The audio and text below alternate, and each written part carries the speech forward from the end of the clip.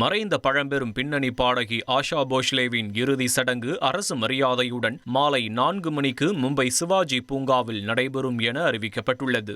மறைந்த பாடும் குயில் லதா மங்கேஷ்கரின் தங்கை ஆஷா போஸ்லே 20க்கும் மேற்பட்ட மொழிகளில் 12,000க்கும் அதிகமான பாடல்களை பாடி உலக சாதனை படைத்தவர். ஹிந்தியில் மட்டுமல்லாது தமிழில் இளையராஜா மற்றும் A.R. ரஹ்மான் இசையில் அவர் பாடிய செண்பகமே செண்பகமே, நீ பார்த்த பார்வை, செப்டம்பர் மாதம் மற்றும் கொஞ்ச நேரம் போன்ற பாடல்கள் இன்றும் ரசிகர்களின் இதயங்களில் நீங்காத இடம் பிடித்தவை.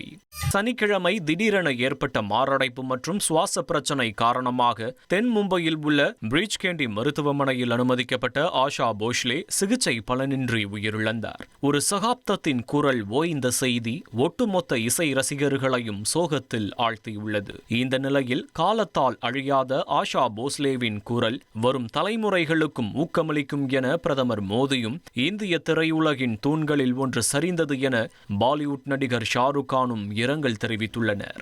1,27,00,000 மனங்களை வென்ற தந்தி டிவி யூடியூப் சேனல். தவிர்க்க முடியாத தம்ப்நெயில்ஸ், கலக்கலான கான்டென்ட்ஸ். நீங்களும் இந்த குடும்பத்தில் இணைய இப்பவே சப்ஸ்கிரைப் பண்ணுங்க. அசுரபலம் கொண்ட எங்கள் டிஜிட்டல் கரங்களில் உங்கள் விளம்பரங்களை சேர்க்க வாட்ஸ்அப் பண்ணுங்க. 8939888838. Email advttv@dttv.in.